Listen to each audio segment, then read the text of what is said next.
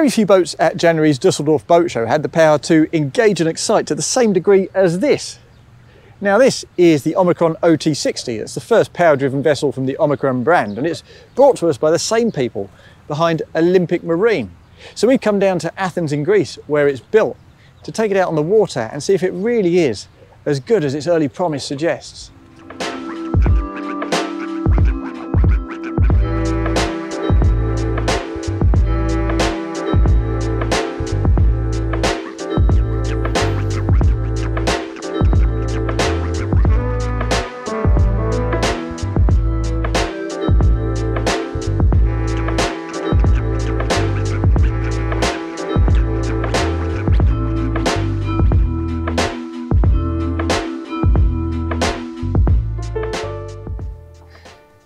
The helm position on this Omikron OT60 is really quite a pleasure, and it's quite unusual too. We set a good way back from the screen because of course we have that sunken lounge down below, and that in itself makes this quite a sociable place to be. We've also got some companion seating over on the port side, plus an additional co-pilot seat here, so it really is quite a friendly place to helm from if you're the skipper for the day. Now views are fantastic. As I say, we've got screens way forward. That improves visibility because the stanchions are taken further away from your eye line. We've also got very vertical sides on this superstructure, and that in itself makes for excellent visibility. We're well positioned in terms of height here as well at the helm, even when we're perched up on the bolster. And when you sit yourself down, just brace your feet on that foot brace down below, while things are every bit as good. Now in terms of seamanship practicalities, of course, we're kind of cordoned off here, but we've got these nice big windows, sliding windows on both sides, plus the aft end of the superstructure, of course, opens right up. So that's relatively easy to operate with if you've got a couple of crew members to help you. And certainly in terms of the way it drives, is very much a novice-friendly boat, in spite of the fact that it's a pretty beamy 60-footer weighing the best part of 20 tons. But before we get to the drive, let's just consider the helm a little bit more. So we've got, as I say, a couple of seats here, a little bit of extra height on the starboard seat because you need to factor in some extra volume down below in that starboard guest cabin. Here at the helm, we've got a couple of nice big 16-inch plotters, plenty of space for those. We've got the Yanmar displays here. Quite a sailing-inspired kind of wheel in the centre, not adjustable, but it's very comfortable indeed.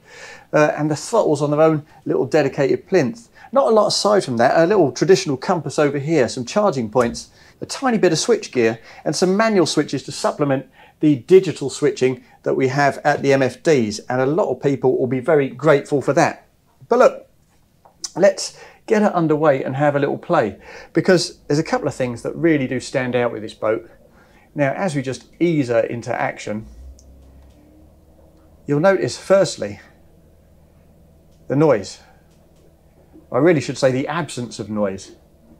It is extraordinarily quiet. And when you don't need to be planing at 40 knots, that's what you can achieve. This is designed to be a 15, 16 knot boat.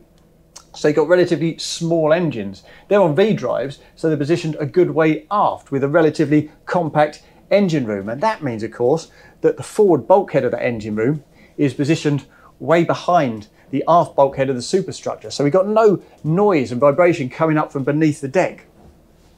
That then is delightful. It's one of the quietest boats I've ever helmed, and that's certainly not an accident.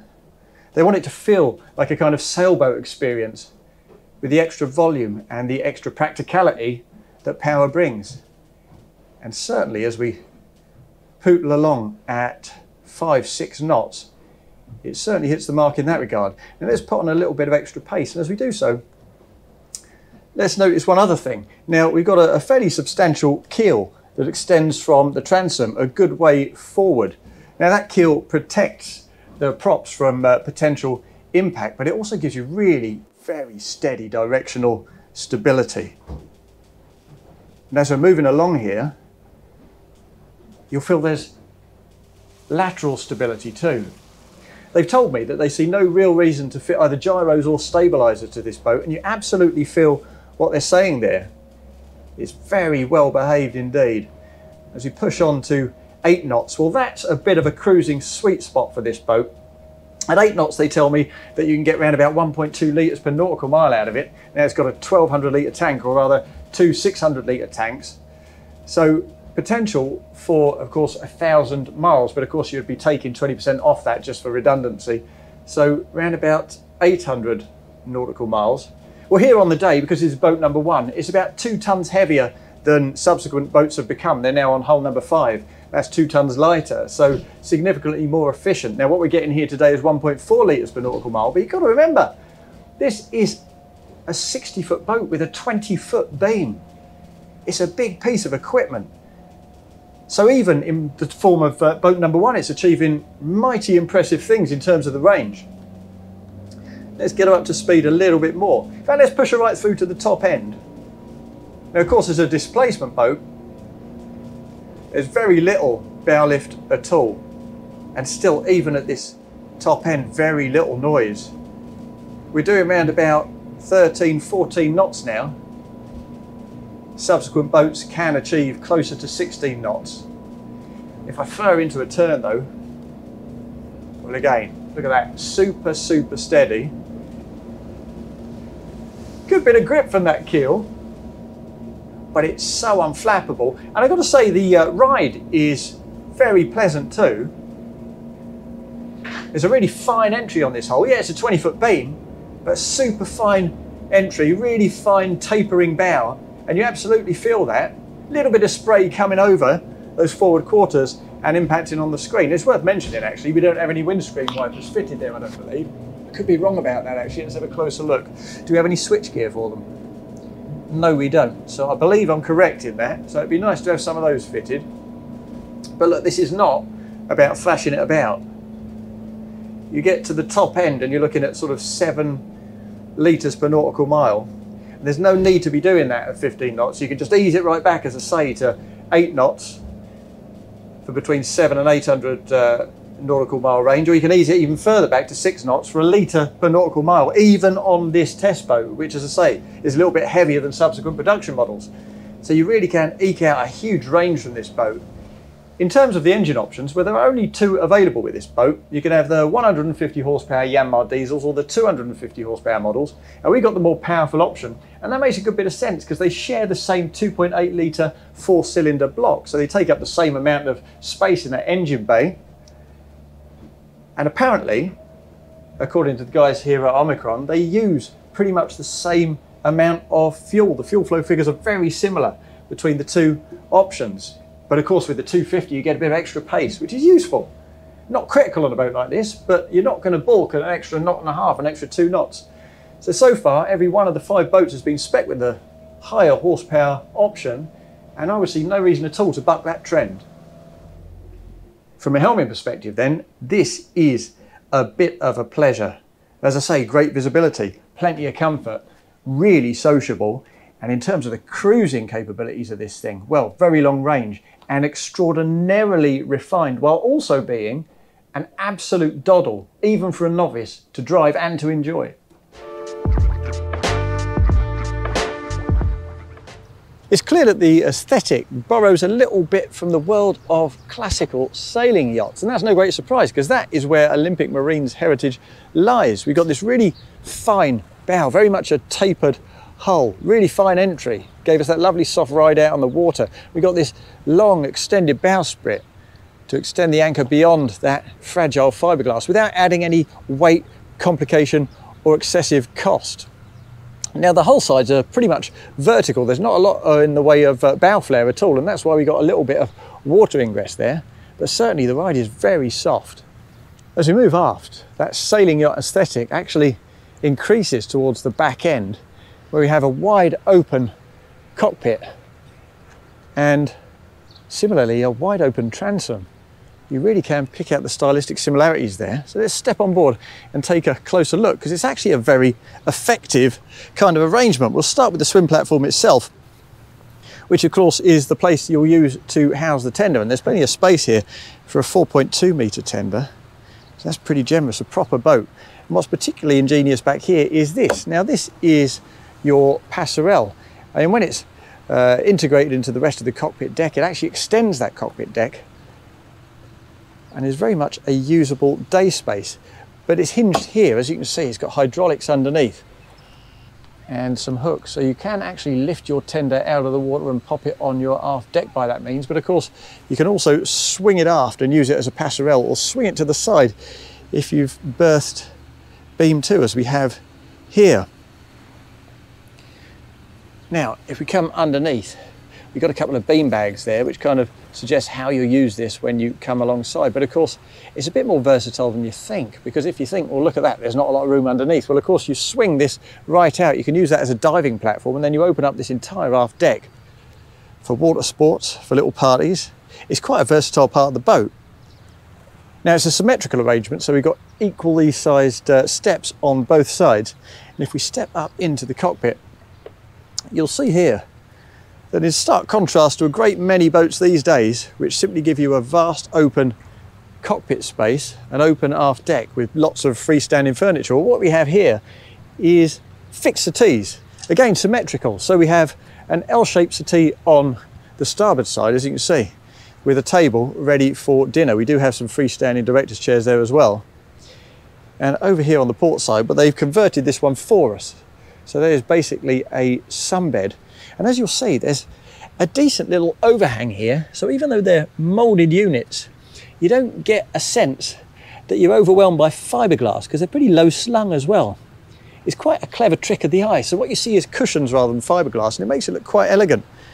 And if I spin around, you'll see that we've got a neat little grill, a neat little barbecue at the starboard quarter. There it is. And once again, rather than letting fiberglass, big slab-sided chunks of fiberglass steal the show, well, they've undercut that very elegantly. So it almost appears to float. It's very nicely done indeed. Now, moving round to the port side deck, you see we've got a pretty generous amount of space here, about ½ a metre wide maybe. Really huge. But of course this is a beamy boat. We've got a 20-foot beam on a 60-foot boat, so literally a third of the overall length. So there's loads of space to play with, and we can afford to have these side decks without impoverishing the internal volume in that saloon, as you'll see in a moment. But let's go to the bow deck first, because here, in pretty conventional fashion you'd have to say, we have a raised island sunbed in the centre, slightly contoured as you can see for extra comfort at the head end. A couple of lifting cushions so that you can get your gear down below. Lots of windows built into that structure as well. And that bodes really well for what we're going to see when we go down into that forward cabin. Further forward, lots and lots of space here, and access to the crew cabins through these hatches. There's that bowsprit we talked about. And if you look more closely here, you'll see that under this little hatch, we've got our cleats. A good way forward, just next to the winch for the anchor. And that means that if you've got dirty lines, you're not trailing it across your natural teak. That water is designed to drain straight overboard without heading aft as well. So it's a really neat little touch, that. Spinning around, it's impossible not to notice this as well. Now that ladder leads up to the roof of that superstructure, and that's quite a neat trick. What they're attempting to do is keep the cockpit wide open so it integrates properly with the saloon. They didn't want to clutter things up with a ladder, and this is a really effective solution. It doesn't get in the way at all. In fact, it's removable. So you can just unhook it from there, and if you want to use it round here on the side for a bit of swimming when you're out at sea, then that's no problem at all. But while it's there, let's climb up and see what we see, because this is an interesting part of the boat. Very well used, as you can see. It's a huge rooftop, but of course the fact that it's built, the fact that it's constructed using resin infusion and pretty generous dollop of carbon fibre as well, means that it's really light, really rigid. So it helps preserve those excellent fuel economy figures, and it also helps make it such a stable and well-behaved boat in a seaway. As you can see, this is easily big enough for, I'd say, 5 or 6 people. But if we head aft, we've still got a couple of little skylights there to admit natural light and air into the saloon, and there's still space for a decent solar array. In fact, you could fit much more than that up here. So it's a really hard-working part of the boat, and with rails running along either side, it really doesn't feel at all iffy to wander around up here. I have to say, it feels really quite secure. And of course, that's not just about those rails. That's about the fact that it behaves with such reassuring stability when you're out at sea. And look, there are the windscreen wipers that I suggested did not exist when I actually needed them in the Helm. Now, they're all present and correct, they work a treat, and on this particular model they're operated by means of digital rather than manual switching. Now let's head back down the starboard side. Again, really wide decks. If I point the camera down at my feet, you'll see absolutely huge. Lovely sunken cleats. And as we head aft, you'll see built into the side of the superstructure, we've got low level windows there, plus another deck hatch. And that again suggests really good things for when we get down below. But before we do that, we'll just pop back into the cockpit. And before we pop inside to the saloon, actually, we'll lift this up as well. There we are. It's a very handy little feature. A second helm back here in the cockpit. Ideally positioned, but neatly tucked away so you can see the whole side of the boat. You can easily see the parameters at the aft end as well if you come to a stern berth. And as we move back towards the aft end of that superstructure, well, this is exactly what I'm talking about. This is why it's so handy that access to that roof space is achieved on the bow, because the interaction between inside and outside here is superb. We basically have a swing up window on both sides and a two-part door in the centre. Really wide companionways, just as those side decks are super generous. Well, so is this, and it's single level too, which also helps. You've got to be quite careful when you release these from their catches, because the rams are super strong, and if you're not careful it will come out of your hands and impact with the deck head, but it's a really good feature. We do have relatively low level bulkheads here and quite low level furniture, so on the face of it you look at it and think, will it integrate that well when I'm sitting inside? But if I nestle myself into position here and look aft, well, it's just so effective. You really do feel like part of the same party. If I look across, you'll see there's a little cabinet here. Well, I say little cabinet, it's actually quite substantial. And again, it's undercut just to minimise its aesthetic kind of impact, but it's very voluminous. And we also have a sink in here, so you don't have to head forward to the galley. That's quite a welcome feature. And we also have a pop-out TV in here. So you can sit on that port dinette and look across to the port side very naturally. But actually this is quite an unusual shape. Generally you'd expect a C-shaped unit with a little table in the centre. What you get here is a central cushion. We've reversed it, and on the underside you get 4 cup holders and a little tray for your snacks. So it's a great place to lounge and watch the telly. And if you really want to sit up rather than lounge, well, these weighted backrests can be shifted forward, so you can just sit there in a more conventional fashion looking across to the starboard side. And of course if you want to use it as an additional bed, well, it's tailor-made for that too. There's more storage here, of course. The Omikron really is a powerful boat in terms of the storage it provides. If we look here at the forward part, we've got a huge drawer beneath that chart table up top. Absolutely massive.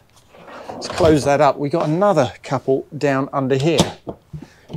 As you can see, this is where somebody's chosen to stow away the secretive booze stash and pop the cushion back into position.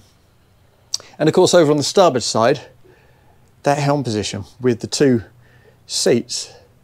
Now of course if you are the co-pilot, you are kind of trapped by the skipper, but notwithstanding that little foible, it's a very effective helm position. Really impressive, and a genuine pleasure to drive this boat, I have to say.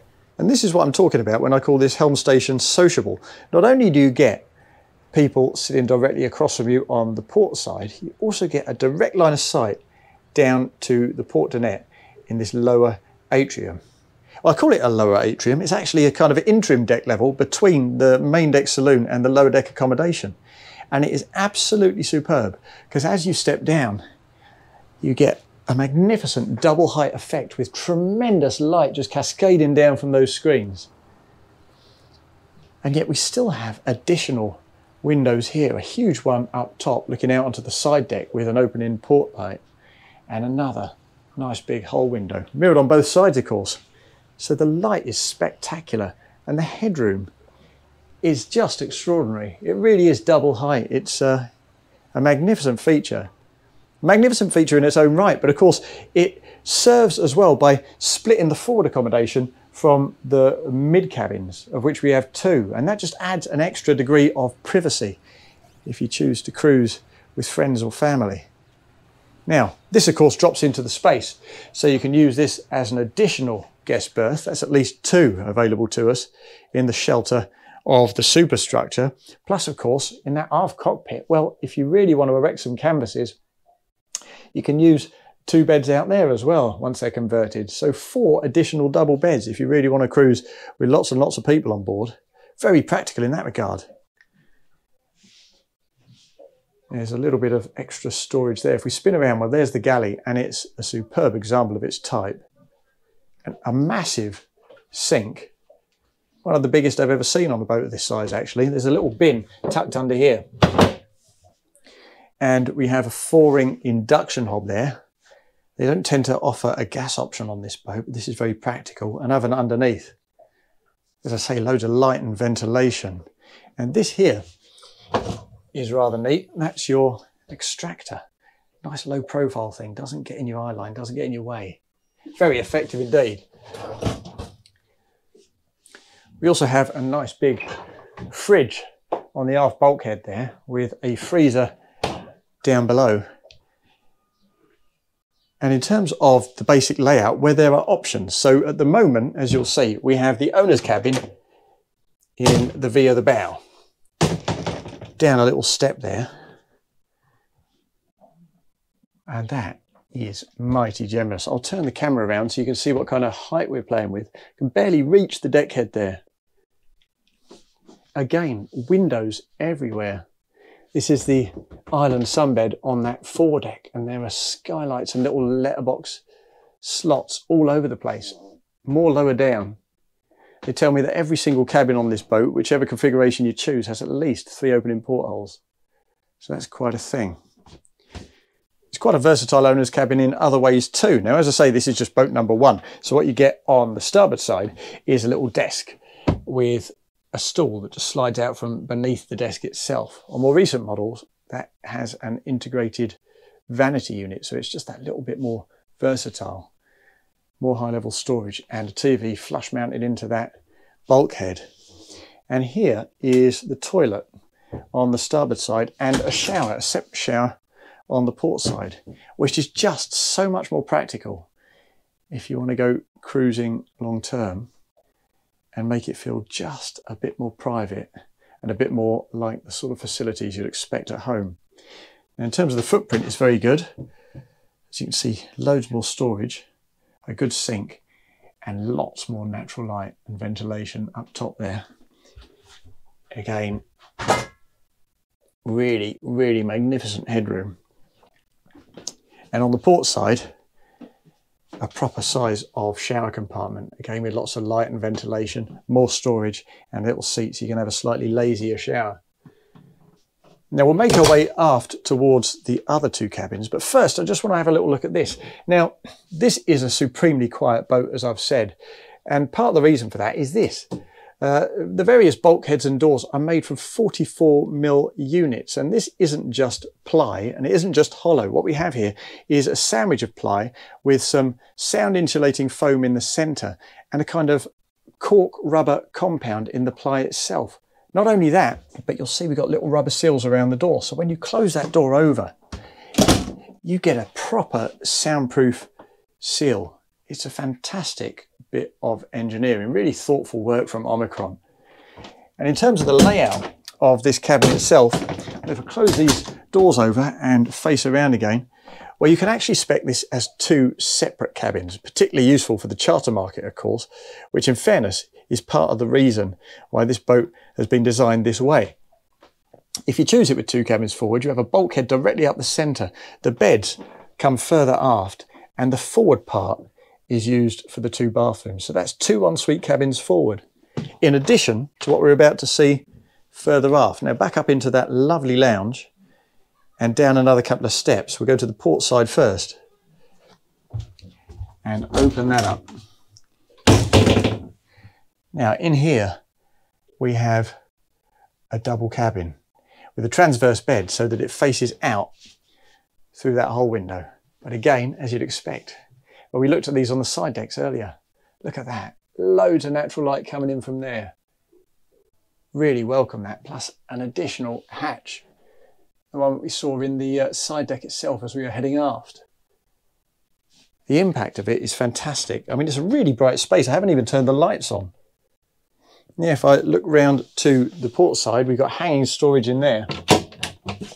We've also got additional storage down there and beneath the bed itself, plus a really handy unit next to the head end of the bed. And if I spin around and open up the ensuite for this cabin, well, there it is.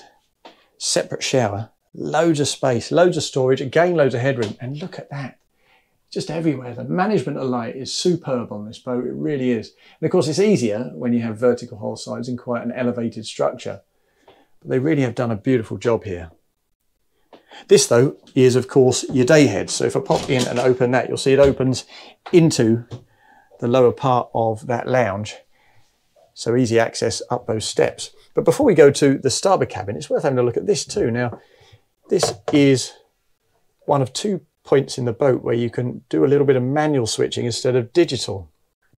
Here and in the engine room. It's very welcome indeed, because not everybody trusts digital to look after them all the time. And if we open that up, well, there you are. Access to absolutely everything you need, all beautifully routed, beautifully labelled. They made a point of engineering redundancy into this boat in all kinds of ways, and it's very welcome indeed. Now let's head over to that starboard side and look aft. Again, it's down another couple of steps. And it's rigged, as you can see, as a twin. But it really is a very impressive twin. We'll go straight aft and open this door, because this has its own ensuite bathroom as well. Again, with a separate shower. It really is quite some feat. Another good size of sink unit. More mirrors and storage, and again, very good light. And if we look back here, well, I don't want to harp on a theme, but it really is impressive. And if I lie myself down on this bed and look at the view from head level, well, it's not going to get much better than that, is it, in a guest twin? If we step down into the engine room, you'll see it's actually quite an interesting place to be. Now, this is the forwardmost bulkhead. And as you can see, it stops a good 4, perhaps 5 feet behind the aft bulkhead for that superstructure. And that's part of what makes this boat so very refined. Of course, those bulkheads with integrated insulation make a big difference, and the calibre insulation in here is actually very good indeed. But of course, there's also the fact that we're not generating tremendous power because we don't need massive speed. So the engines, they were those Yanmar 250s, well, relatively small. So it's quite a compact engine bay. That limits reverberation, of course, and takes it a lot further aft, particularly as we use the V-drive. So I'll just bend down to show you those. As you can see, the shaft goes forward and then back aft, exiting through the hole here.